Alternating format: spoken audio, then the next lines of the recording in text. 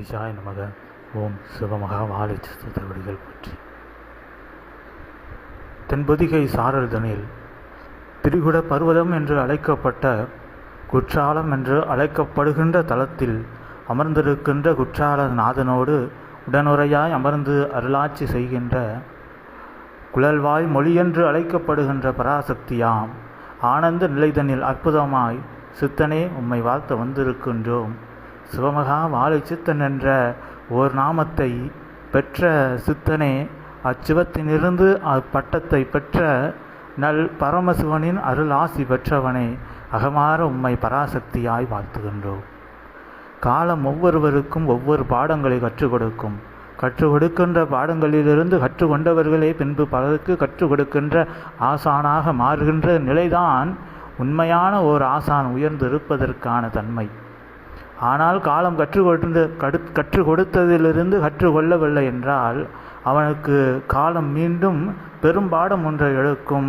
அப்பாடத்தில் அவன் கற்றுக்கொள்வதை விட தம்முடைய நிலையை முழுவதுமாக இழந்து அவன் அதிலிருந்து கற்றுக்கொள்வதற்கே பல காலம் ஆகுகின்றவாறு மாறியிருக்கும். அந்நிலையின் மூலமாக ஒருமுறை காலம் ஒருவருக்கு உபதேசம் செய்வோம். சீடரோ சித்தனோ அல்ல, சிவபெருமானோ அல்ல, இப்பிரபஞ்சம் சுழல்கின்ற அக்கால சுழற்சி ஒருவனுக்கு பாடம் எடுக்கும். அப்பாடத்தை ஒருவன் முதலில் கற்றுக்கொண்டானாயின் அதிலிருந்து மீண்டும் அதுபோன்ற தவறுகளையோ இழி நிலைகளையோ செய்யாது இருப்பானாயின் அற்புதமாக அவனுக்கு உயர் வளர்ச்சி அது கிட்டியிருக்கும் என்ற நிலை உண்மை சித்தா. எனவே காலம் கொடுக்கின்ற பாடங்களை யாவரும் கற்று தேர்ந்து அதன் வழியில் செல்ல வேண்டும். மீண்டும் காலத்தில் அதுபோன்ற தவறுகளை செய்யாது இருப்பதே உசிதமான நிலை. அதற்கே காலம் அப்பாடத்தை எடுத்தது என்பதை யாவரும் புரிந்து கொள்ள வேண்டும் சித்தா. சித்தன் என்ற நாமம் என்பது சிவசபையில் மிக எளிமையாக வழங்கப்பட்டு கொண்டிருக்கின்றது.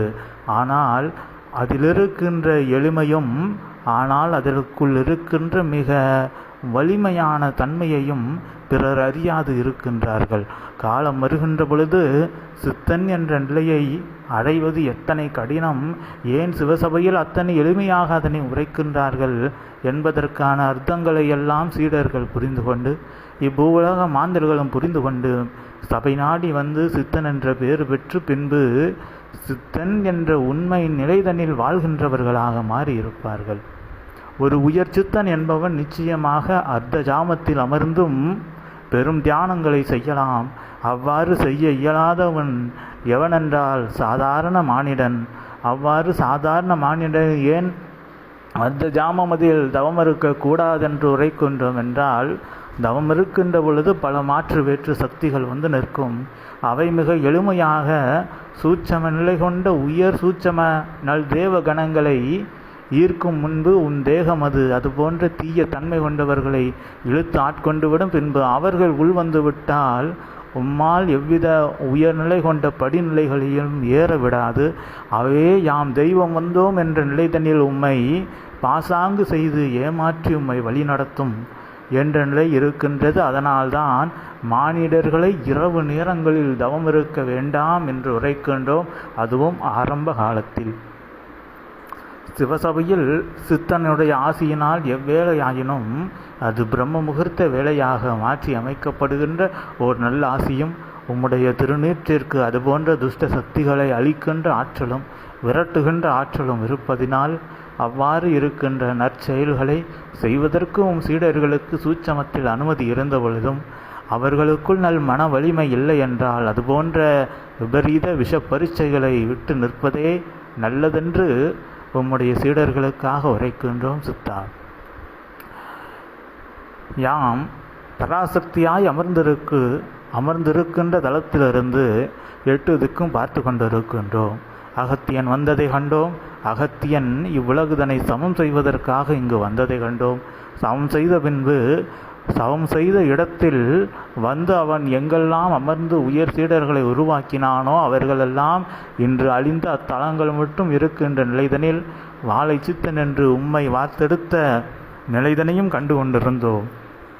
பொதிகையில் நீர் வந்து செல்வதையெல்லாம் சூட்சமமாய் கண்டு கொண்டுதான் இருந்தோம். எம்தளத்தின் அருகாமையில் உம்முடைய உயர் சங்கம விழா அது நடந்ததையும் கண்டுதான் இருந்தோம். கண்ட நிலைகளில் யாமும் ஆனந்தம் கொண்டுதான் இருந்தோம் சித்தா. ஆனால் ஒரு நிலையை உமக்கு யாம் அறிவிக்கின்றோம். சிவசபையினுடைய உயர்நிலை என்பது அனைவரும், சிவசபையை நாடி நின்ற அனைவரும் எக்காலத்திலும் நேரத்திலும் உம்மையும் மறவாது இருக்கின்ற பொழுது அவர்களுக்கு உயர்நிலை ஆசிகள் மறைவாக கொடுக்கப்பட்டு கொண்டிருக்கின்றன என்ற நிலைதனை அறிவிக்க யாம் அவாகொண்டு இதனை அறிவிக்கின்றோம். இவ்வாறு சூட்சம கணங்கள் பல நிலைகளில் அமர்ந்த பொழுதும், பல தேசங்களில் யாம் சக்தியாய் அமர்ந்த பொழுதும் அனைத்து சீடர்களையும் கண்டுகொண்டுதான் இருக்கின்றோம். ஏதோ ஒருவரையோ இருவரையோ மட்டும் கண்டுகொள்ளவில்லை. ஒவ்வொருவரையும் தனித்தனியாக எம்முடைய கண்கள் பார்த்து கொண்டிருக்கின்றன. கடைக்கண் பார்வை கிடைக்காதா என்று எண்ணுகின்ற மாந்தர்களுக்கு எம்முடைய இருக்கண் பார்வைகளும் அவர்கள் மீதுதான் இருக்கின்றது. சிவசபையை வந்து நாடி சித்தனை ஏற்ற நிலைக்காக என்பதை அனைவருக்கும் எடுத்துரைக்கின்றோம் சித்தா. இவ்வாறு இருப்பதினால் ஒவ்வொருவரையும் ஒவ்வொரு இமை பொழுது கூட அவர்களுக்கு சிறு நொடி இன்னல் வராது பார்த்து கொண்டு இருக்கின்றோம். எவ்வாறெல்லாம் வருகின்றது, என்னவெல்லாம் அவர்களை நாடுகின்றது என்பதை பார்த்து கொண்டு அவ்வப்பொழுது அதனை மாற்றி கொண்டும் இருந்து கொண்டுதான் இருக்கின்றேன் சித்தா. வாழை சித்தனாக நீர் ஆசானாக அற்புதமாக அகத்தியனாக நல் குருவாக அமர்ந்திருக்கின்றீர் சித்தனே. ஒரு காலத்தில் ஒரு புத்தகம் ஏடு எழுதுகின்ற ஒருவன் இருந்தான்.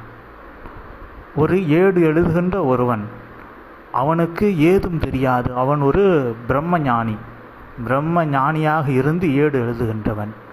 அவ்வாறு இருக்கின்ற அப்பிரம்ம ஞானியானவன் முதலில் அவன் சூட்சமத்தில் மனதுக்குள் அனைத்தையும் கண்டு ஒரு பனை ஓலைதனில் ஏடாக எழுதி கொண்டு இருந்தான். எழுதினான் 1000 ஏடுகளை தாண்டியது. 1000 ஏடுகள் 6000 பக்கங்களாக இருபுறமும், ஒருபுறம் ஒரு பக்கம் மறுபுறம் மறுபக்கம் என்று 3000 ஏடுகளை எழுதி அதில் 6000 பக்கங்களாக எழுதியிருந்தான். ஒவ்வொன்றிலும் ஒவ்வொரு பாடல்தான் இடம்பெற்றிருந்தது.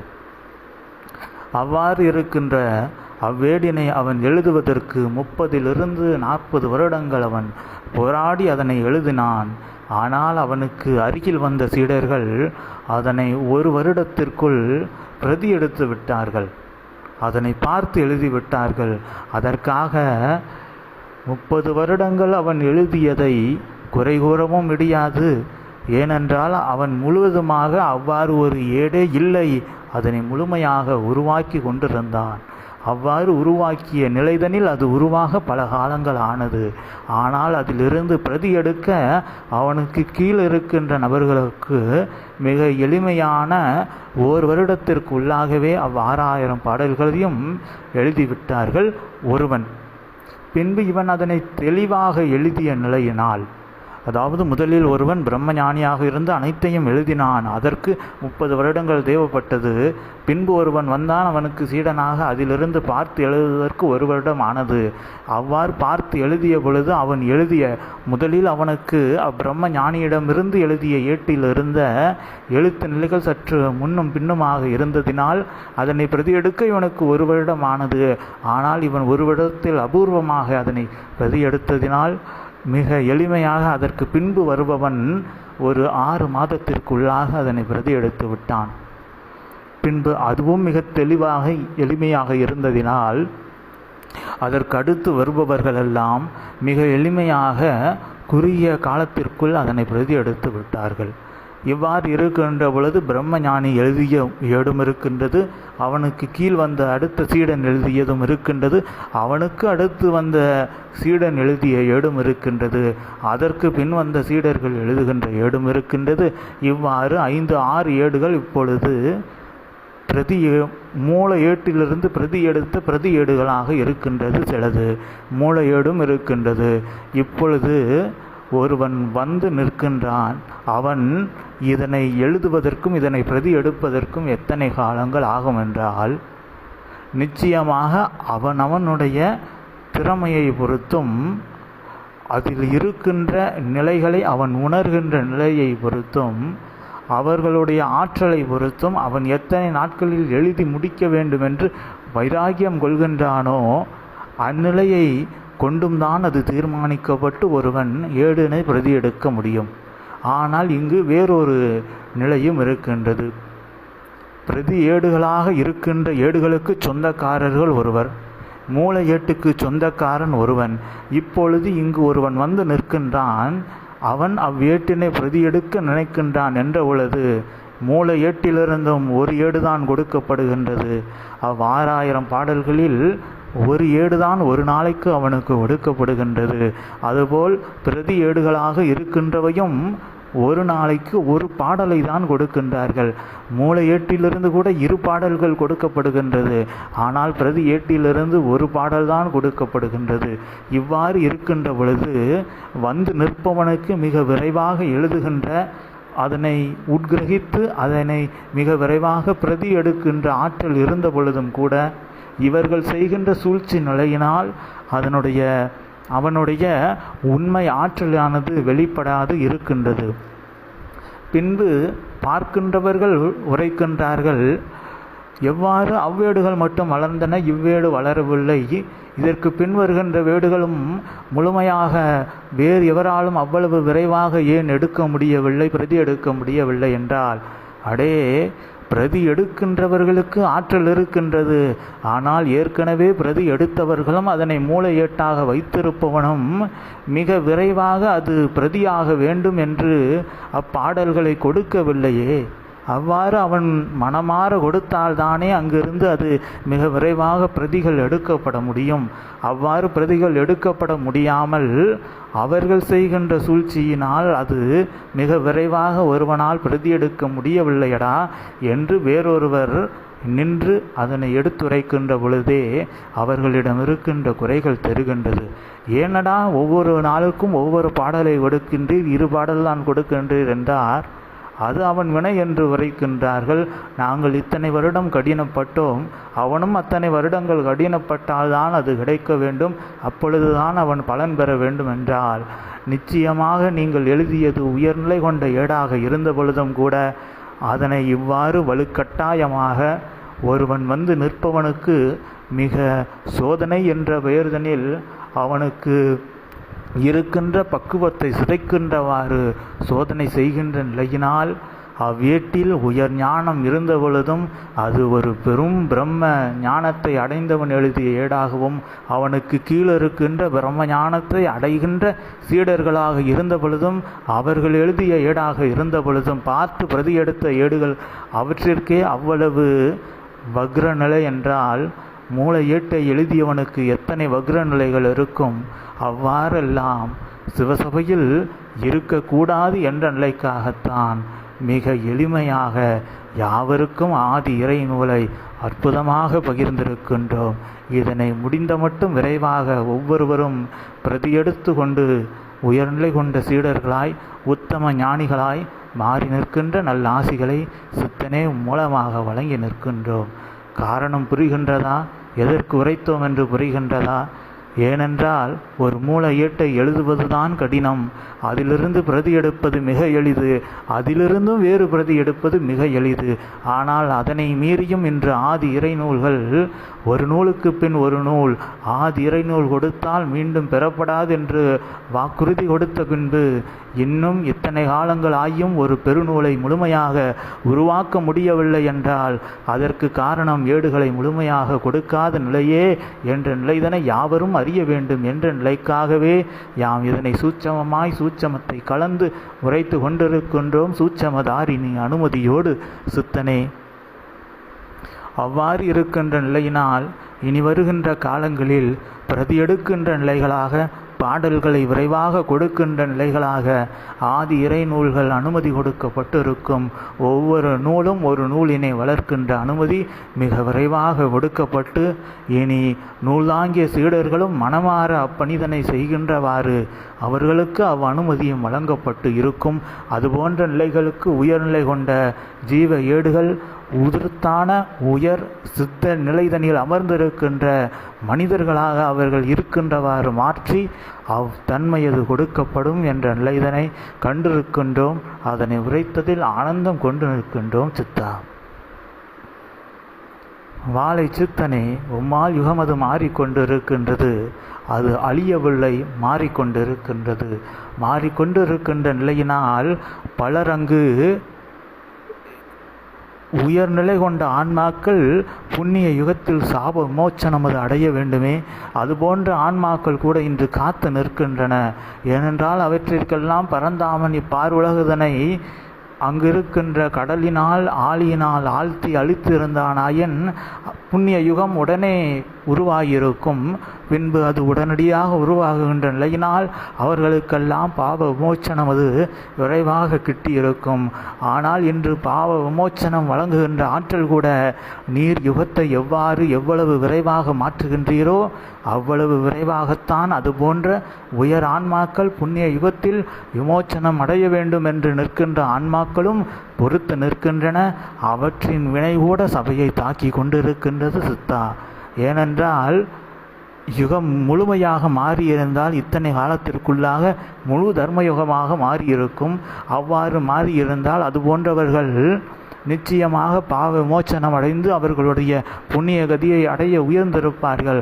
ஆனால் இன்று சபையினால் யுகத்தை மாற்றுகின்றோம் என்ற நிலையை கொண்டதினால் புண்ணிய யுகம் இன்னும் உலகம் முழுவதும் இயல்பு நிலைதனில் பரவாத நிலைதனில் அதுபோன்ற புண்ணிய ஆன்மாக்களுக்கு இன்னும் விமோச்சனம் கிடைக்காது. அவை சாபத்தினால் அல்லல் பட்டு கொண்டிருக்கின்றன. எனவேதான் விரைவாக நூல்கள் பகிரப்பட வேண்டும், விரைவாக யுகம் அது மாற வேண்டும். அவ்வாறு நூல்கள் பகிரப்படுகின்ற பொழுது விரைவாக பல சீடர்கள் உம்மை நாடி வருவார்கள். சித்தன் என்ற உண்மை நிலைதனில் உம்மை நாடி வருவார்கள். காரணத்தை உரைத்து விட்டோம், சூட்சமத்தையும் உரைத்து விட்டோம். நடக்கின்ற ஒவ்வொன்றுக்கும் ஒரு காரணம் இருக்கின்றது. சிவசபையில் நூல்களினுடைய பயிற்சி நிலைகளை வெளியிட வேண்டாம் என்று உரைத்ததின் நோக்கமும் நீர் அறிந்ததே. ஆனால் அவ்வாறு வெளிக்காட்டினால் ஒரு நூலின் வளர்ச்சியினை வெளிக்காட்டுவாராயின் அதற்கு வருகின்ற வினைகளை வாழை சித்தனால் தாங்கிக் கொள்ள முடியும். அவ்வாறு வாழை சித்தன் அவ்வினைகள் வளர்நிலைகளில் வருகின்ற நூல்களுடைய வினைகளை வாழை சித்தனால் தாங்கிக் கொள்ள முடியும் என்ற ஆற்றல் சித்தா உமக்கு இருக்குமாயின், உமக்கு இருப்பதை நீர் நம்புவாராயின் நிச்சயமாக அனைத்து வளர் நூல்களின் ஆசிகளையும் வெளிவிட்டு விடுக. யாம் அதனை ஒன்று முறைக்கவில்லை.